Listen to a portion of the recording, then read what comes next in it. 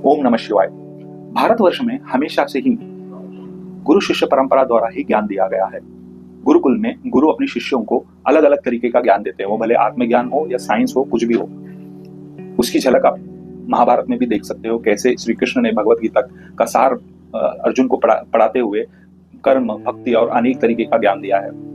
तो हम आज दो ऐसी कहानियां देखेंगे जिसमें शिष्य पूछता है अपने यमराज को कि मृत्यु के बाद आत्मा के साथ क्या होता है। दूसरी कहानी में गुरु अपने शिष्य को तत्वमसि जैसे महावाक्य के बारे में समझाते हैं। तो चलिए देखते हैं ये कहानी।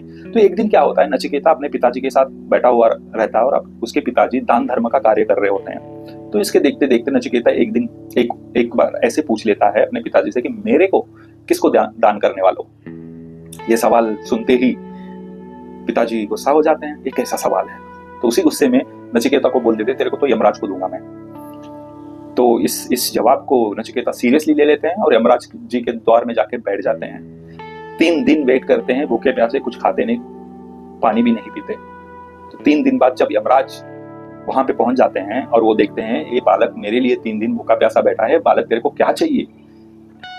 तो बालक बोलता है, मेरे को पहले इस सवाल का जवाब चाहिए कि मरने के बाद आत्मा के साथ क्या होता है। तो यमराज हंस उठते हैं, बोलते ये क्या सवाल है कि इतना सा बालक ऐसा सवाल पूछ रहा है।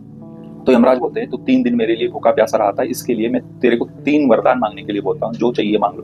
फिर भी बालक एक ही सवाल पूछता है, मृत्यु के बाद आत्मा के साथ क्या होता है।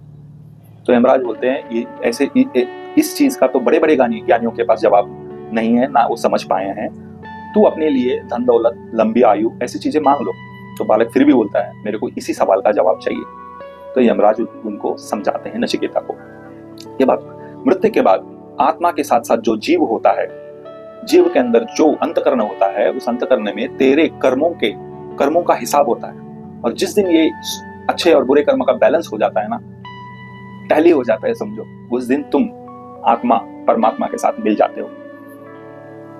इस तरीके से यमराज नचिकेता को सत्य के बारे में समझाते हैं और नचिकेता को सब इस सवाल का जवाब मिलने के बाद वो वहां से निकल जाते हैं। दूसरी कहानी श्वेत केतु और उद्दालक अरुणी, गुरु उद्दालक अरुणी के बीच में है। श्वेत केतु गुरुकुल में अपना ज्ञान लेते रहते हैं और उनको थोड़ा सा अहंकार हो जाता है। श्वेत केतु जो बालक है उनको अहंकार हो जाता है, क्योंकि उन्होंने बहुत सारा अध्ययन कर लेते हैं,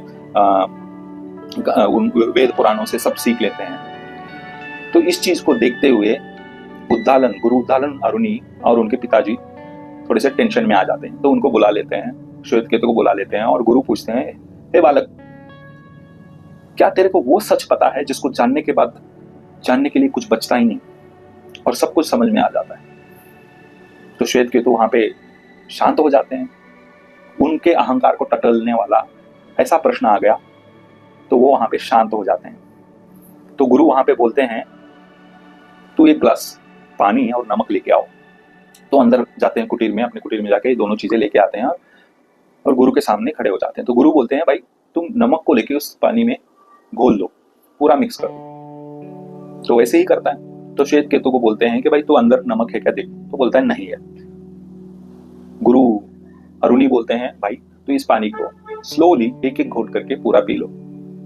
तो श्वेत केतु भी उस तरीके से वो पूरा पानी पी लेता है। तो उद्दालक अरुणी पूछते हैं, क्या भाई तेरे को हर एक घोंट में नमक लगा। तो श्वेत केतु बोलते हैं, हाँ मेरे को नमक लगा, लेकिन क्या उस पानी में नमक दिख रहा था तेरे को। तो बोलता है नहीं। तो इसका मतलब ये तो नहीं था कि उसमें नमक नहीं था।